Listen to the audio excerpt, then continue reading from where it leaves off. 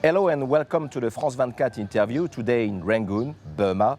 With us today, one of the most famous dissidents in Burma, co-founder of the National League for Democracy, Win Tin. Hello. Hello, how are you? Thank you very much for having us here in your garden, in your home in You're welcome. in Rangoon. You are a very famous journalist, a famous dissident. You spent nearly 20 years of your life under very harsh conditions in jail for your struggle for democracy. We are experiencing here in Burma a transition, a springtime. Are you satisfied, Win Tin, with this springtime? Well, you might say that it's a springtime, but up to now, there's no flowers in Burma yet, you see, because the changes are not really enough, and some of them are not real change. If you go down to the people at the grassroots level, they might say that they don't see any change at all and so on. It is as if they are still under the regime of the military rulers in maybe last 5 years or 10 years ago. Were you surprised by this move 2 years ago from the junta to change? But actually we don't believe, because all that belongs to this military rulers, juntas, ideas and so on. That their only idea is, you see, to have a military base, military rule constitution. That we know for a long time. The follow-up will be on your old friend Aung San Suu Kyi. Do you think she changed? Well, you see, I don't think, I would like to say, really she don't change much, because she is, I believe from since, you see, when we worked together last 25 years, democratic, you see, thinking and democratic prejudices in her mind. She cannot change so easily, you see, to be a stooge of the military rulers. She don't. The only thing is, long before she act as a statesman, you see, or icon of the democratic activists and so on. Nowadays she has plain politics, really. She is plain politics. Don't you think that Aung San Suu Kyi is compromising too much with the military? Not compromising too much, because there is nothing much on the part of the military to compromise, you see. But of course he is cooperating very much. I told in the Central Executive Committee meetings, I said that you must mention about this, you see, the violation of human rights and so on.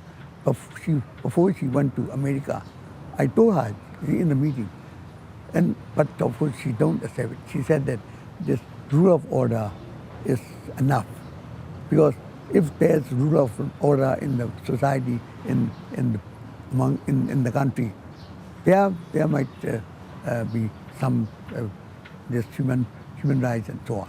I said this is not enough, because otherwise you will have some problems, you see, in the future. But she don't listen, you see. So will she be president, you think, in 2015? No, I don't think so. But of course, I don't know. Of course, we believe in her, and we believe in her, you see, political charisma, and we believe in her influences, and we believe in her intelligence, and we believe in her sacrifices, and so on. Everything, of course.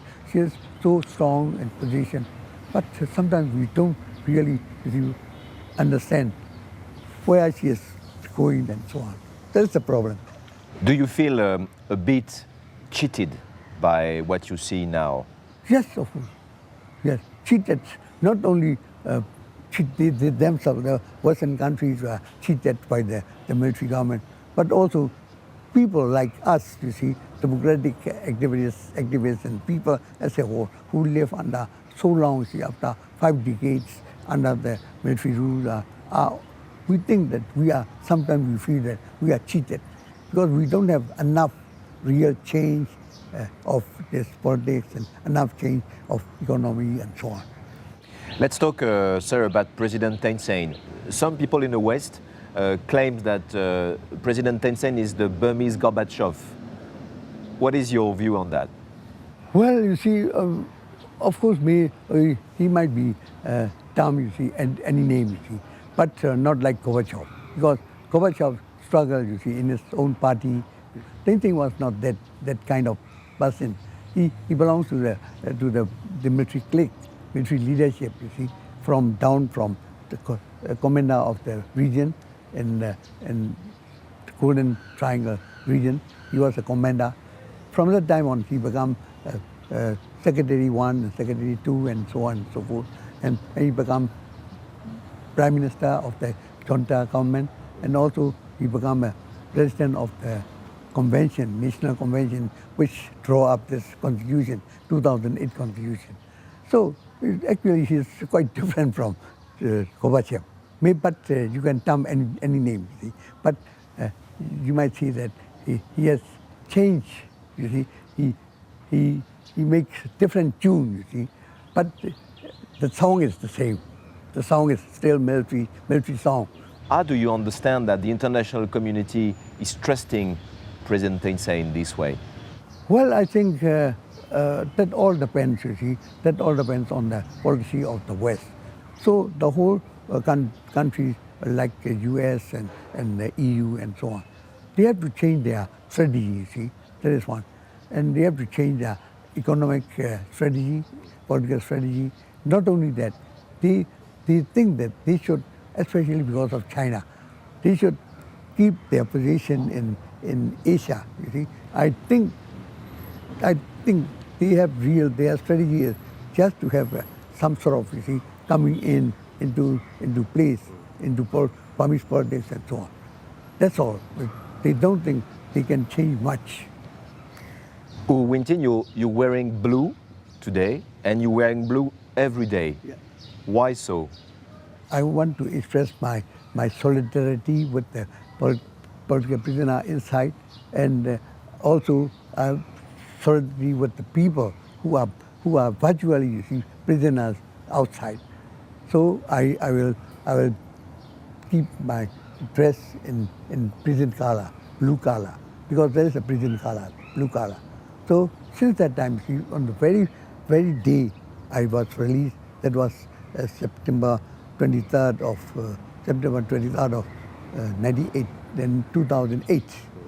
Since that time, I wear only this shirt. How do you explain this surge of intercommunal violences who spread in Burma, in Arakan State, and more recently anti-Muslim mobs in Mektila and in Rangoon even? How do you explain this surge of violences here in Burma?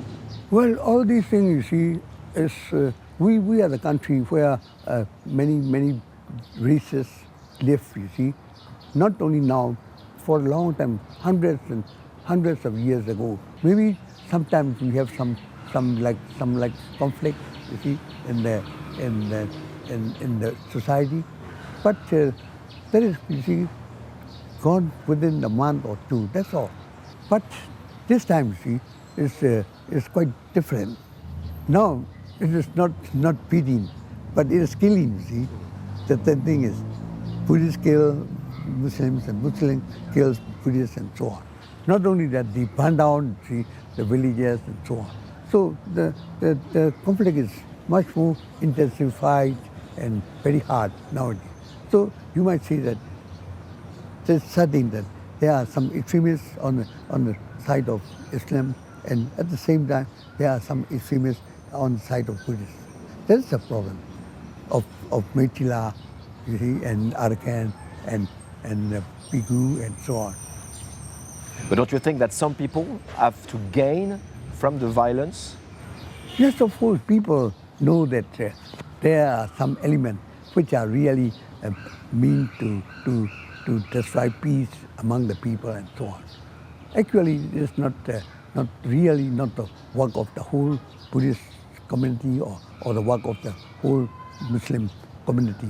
But there are some elements, destructive elements, and very, you see, they want to make some disturbance in the society, and then they will gain, of course, some claim of political claim. You see, I think that they have some benefit out of this activities. Why are you one of the only one to speak out this way? Well, you see, of course, the thing is, you see, that all, you see, there are, of course, there's parliament there, there's a presidential government there, and there's some sort of, you see, a sort of free expression and freedom of press somewhat, and of course there are some opening up for the foreign investment and so on and so forth. You see. But on the other hand, you see, if you really find what happened and what will happen in Burma, it all depends on this constitution, 2008 constitution. This constitution is still there, and according to that constitution, the military rule will be there. And according to that constitution, they call principle number 6. Principle number 6 is about military playing a leading role in the Burmese national politics. It is said that.